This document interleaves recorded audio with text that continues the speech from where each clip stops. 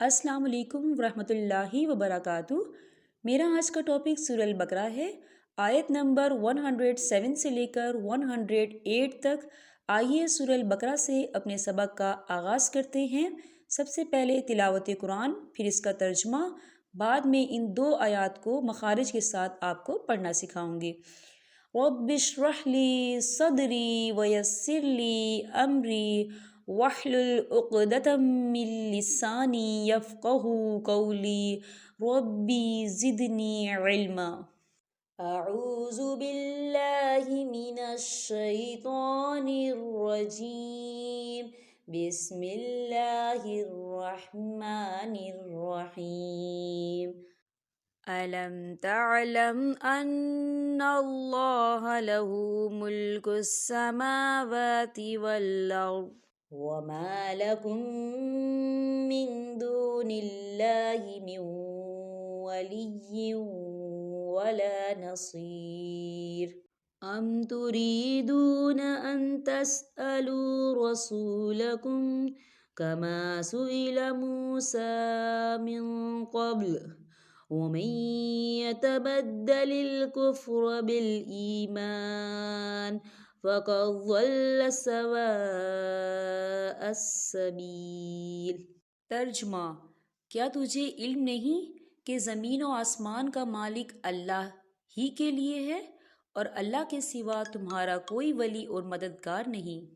کیا تم اپنے رسول سے یہی پوچھنا چاہتے ہو جو اس سے پہلے موسیٰ علیہ السلام سے پوچھا گیا تھا؟ اور سنو، ایمان کو کفر سے بدلنے والا سیدھی راہ سے بھٹک جاتا ہے۔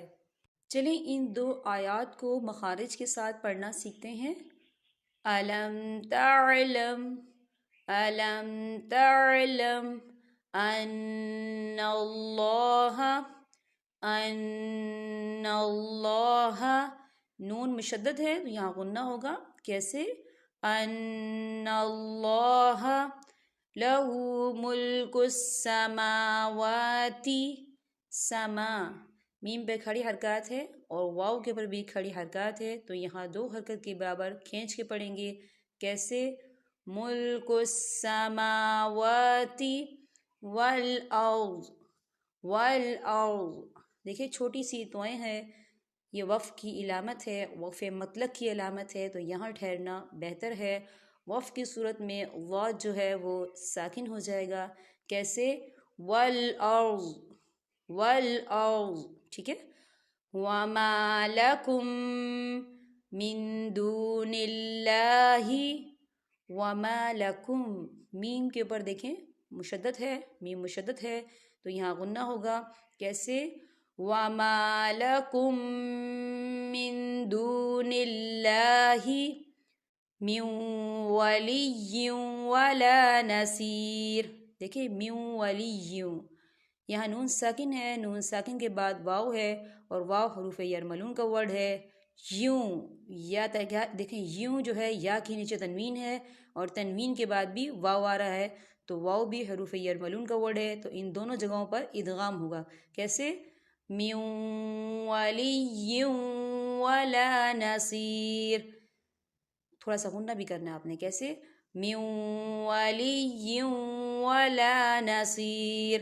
تو یاد رہے کہ نون ساکن اور تنوین کا قاعدہ کیا تھا؟ اگر نون ساکن یا تنوین کے بعد حروف ادغام میں سے کوئی ورڈ آتا ہے تو وہاں ادغام ہوگا، اور تشدید ہونے کی صورت میں زیادہ زور اگلے حرف پر دیا جائے گا اور اس کو غننے کے ساتھ پڑھا جائے گا۔ اس چیز کا آپ نے خیال رکھنا ہے۔ کیسے؟